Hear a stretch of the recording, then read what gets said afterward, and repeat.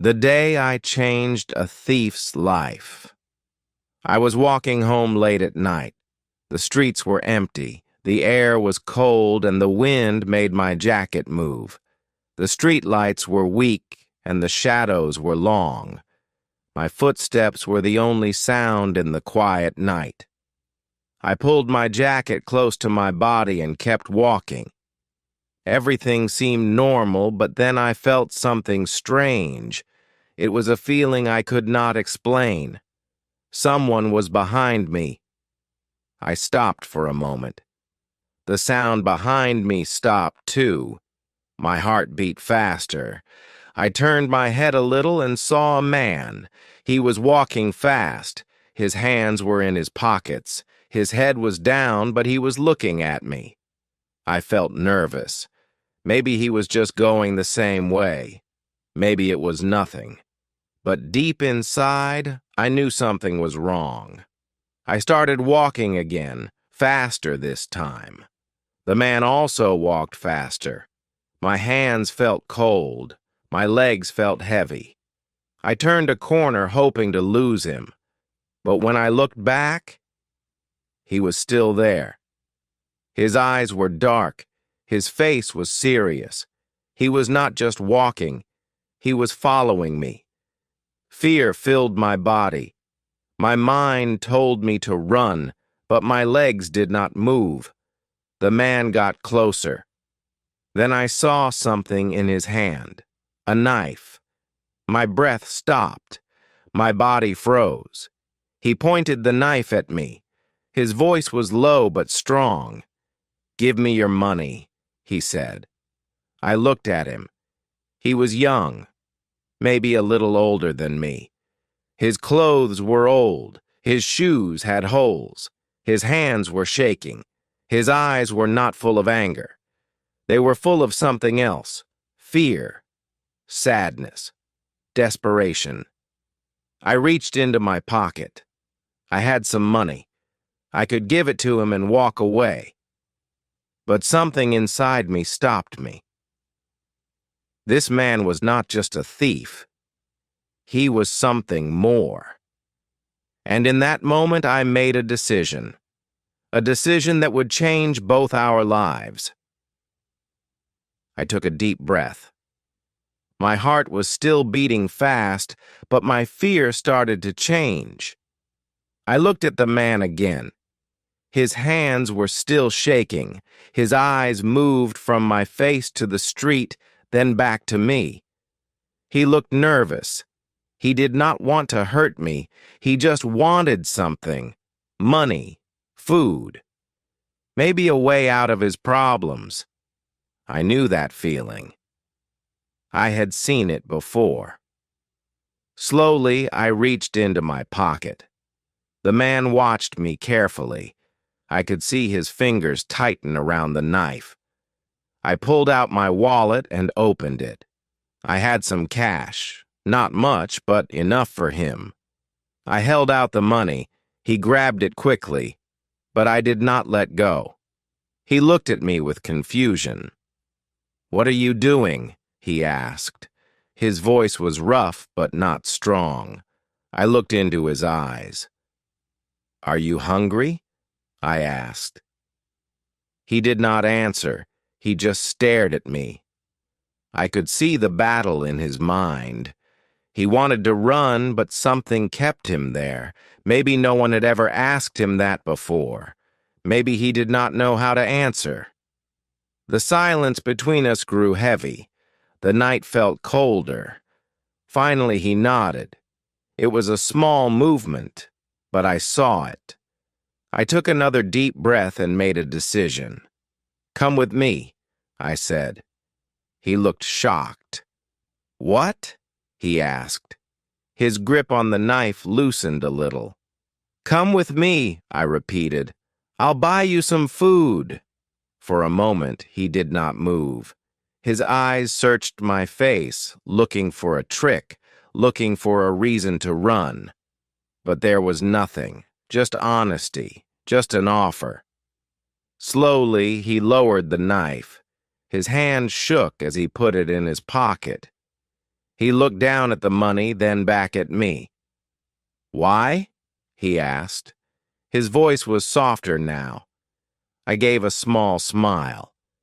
"Because I think you need help more than I need this money." He stood there for a few seconds, thinking. Then, without a word, he nodded again. And together we started walking down the empty street. We walked in silence. The streets were quiet, and the cold wind touched our faces. The man walked beside me, but he kept his distance. His hands were still in his pocket. His eyes moved from side to side, as if he was ready to run at any moment. I understood his fear. He did not trust me. Maybe he thought this was a trick. Maybe he thought I would call the police. But I had no plan to do that. I just wanted to help. After a few minutes, we reached a small diner. The lights were bright, and the smell of warm food filled the air. I opened the door and stepped inside. The man hesitated. He looked at the door, then at me. His body was tense. He was not sure if he should follow. I waited. I did not say anything. I just looked at him, showing that he had a choice. Finally, he took a deep breath and walked in. The diner was almost empty. A woman behind the counter smiled at us. "What can I get you?" she asked.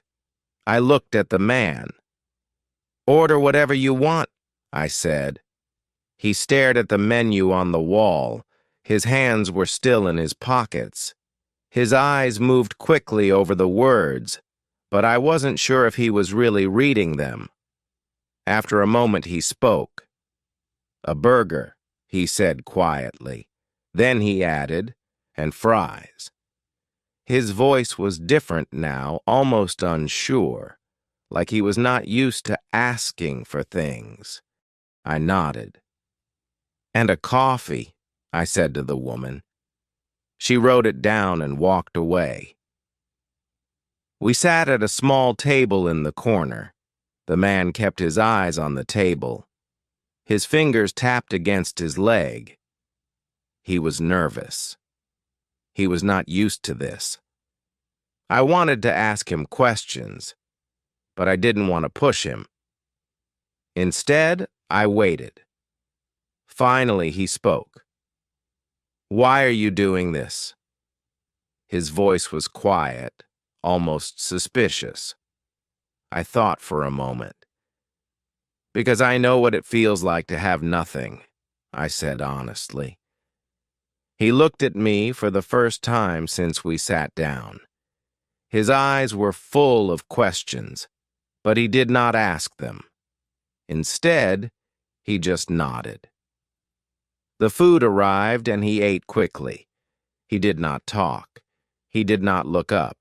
He just ate, as if he had not eaten in days. I watched him, but I did not say anything. This was not the time for words. This was the time for food, warmth, and a moment of peace. He ate fast, almost too fast. It was clear that he had not eaten a proper meal in a long time. His hands shook slightly as he picked up the burger. He took big bites, barely chewing before swallowing. The fries disappeared quickly. I sipped my coffee and watched him, not saying a word. He did not look up, did not slow down. He was focused only on the food in front of him. After a few minutes, the plate was empty. He sat back in his chair and let out a small breath. It was the first time I saw him relax, even just a little. He wiped his hands on his pants and finally looked at me. "Thank you," he said, his voice low but sincere. I nodded. "You're welcome." There was a pause. Then he spoke again. "I haven't eaten like this in weeks," he admitted. I leaned forward slightly. "What happened?" I asked. He looked down at the table, his fingers tracing a small crack in the wood. For a moment, I thought he wouldn't answer, but then he let out a deep breath. "I lost my job," he said. "Didn't have money for rent, got kicked out. After that, everything got worse." His voice was calm, but there was pain underneath. I listened carefully, he continued. "At first, I thought I could find another job, but no one wanted to hire me. I slept in shelters when I could, on the streets when I couldn't, and then one day I was just hungry, desperate." He looked up at me. "That's when I saw you." His eyes held something different now. Regret. Maybe shame. I nodded slowly. "You didn't want to hurt me?" I said. It wasn't a question. He shook his head. "No," he admitted. "I just didn't know what else to do." The weight of his words hung between us. The diner was still quiet. The woman behind the counter wiped tables, not paying attention to us. Outside, the street lights glowed softly. After a moment, I reached into my pocket and pulled out my wallet again. He tensed, but I did not take out money. Instead, I took out a small card and placed it on the table. "This place helps people like you," I said. "They give food, shelter, and even help find jobs." He looked at the card, but he did not touch it. His fingers curled into fists. "I don't want charity," he said, his voice tight. I gave a small smile. "It's not charity. It's a chance," I said. "A chance to start over." He stared at the card for a long time. His breathing was slow, deep. I could see the war inside him, the part that wanted to take the chance and the part that was afraid to believe in it. He stared at the card for a long time. His fingers hovered over it but did not touch it. I could see the hesitation in his eyes. He wanted to take it, but something held him back. Maybe it was pride. Maybe it was fear. Maybe he had tried before and failed. I did not rush him. I let him think. The diner was still quiet. Outside, the night was getting colder. The streets were empty, just like before. Finally, he let out a deep sigh and picked up the card. He turned it over in his hand, reading the name, the address. "You really think they can help me?" he asked. His voice was uncertain. I nodded. "Yes," I said simply, "but only if you want the help." He frowned and looked away. He was fighting an internal battle. I understood. Change was scary. Trust was hard. He put the card in his pocket. He did not say anything, but that small action meant something. It meant he was thinking about it. That was enough for now. I finished my coffee and looked at him. "Where are you staying tonight?" I asked. He let out a small, dry laugh. "Nowhere," he said. "Like always." His words were casual, but I could hear the sadness underneath. I thought for a moment. "The shelter on this card, it's not far from here," I said.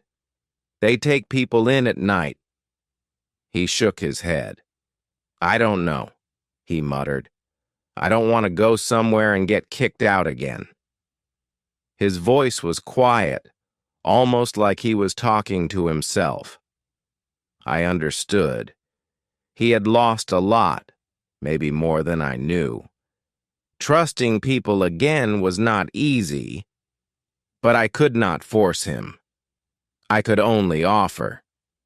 "You don't have to decide now," I said, "but think about it." He did not respond right away. His eyes stayed on the table. I waited. Finally, he spoke. "Why do you care?" His voice was softer now, not suspicious like before, just curious. I thought about my answer because someone once helped me. I said, when I had nothing, when I was lost, and it changed everything. He looked at me for a long time. His expression was unreadable. Then, slowly, he nodded. I reached into my pocket one last time and took out a few bills. I placed them on the table and pushed them toward him. "This is not for stealing," I said. "This is for starting over." He hesitated, then picked up the money. He held it carefully, as if it was something fragile. His eyes met mine. "I don't know what to say," he admitted. "You don't have to say anything," I replied. "Just use it well."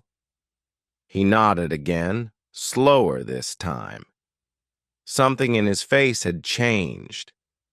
The fear, the desperation, it was still there. But now there was something else. Hope. For a few moments, we sat in silence. The money was still in his hands. The card was still in his pocket. He looked down at the table, deep in thought. I could see the struggle on his face. He had spent so long surviving, fighting, running. Now someone was offering him a different path, and he did not know if he could take it. I waited, not wanting to rush him. This was his decision to make. Finally, he took a deep breath and put the money in his pocket. "I'll go," he said, his voice quiet but firm. "I'll try." It was not a promise. It was not a guarantee, but it was something. It was a step. I nodded, showing him that I understood. "That's all you need to do," I said. "Try." He pushed his chair back and stood up. I did the same. The diner was still mostly empty. The woman behind the counter glanced at us but said nothing. Outside, the cold night waited. He hesitated, looking at the door, then back at me. "I don't know if this will change anything," he admitted. His voice was honest, uncertain. I gave him a small smile. "You won't know until you take the first step," I said. He nodded slowly. Then, without another word, he turned and walked toward the door. I watched him go. He stepped outside, standing under the streetlights. For a moment, I thought he might change his mind, that he might disappear into the night like a shadow. But then, he looked at the card in his hand, took a deep breath, and started walking in the direction of the shelter. I stood there for a long time, watching him until he was out of sight. A part of me wanted to follow, to make sure he really went. But I knew I couldn't do that. This was his journey now. I had done what I could. The rest was up to him. As I left the diner and walked home, I felt something different inside me. I had almost been a victim tonight. My life could have taken a different turn. But instead, I had met someone who needed help more than I needed safety. And in that moment, I had made a choice.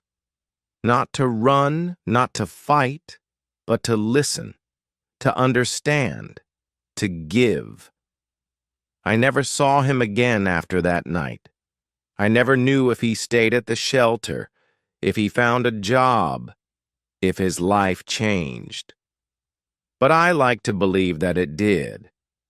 I like to believe that sometimes one small act of kindness can be enough to turn a life around. And maybe, just maybe, that night was the start of something new for both of us.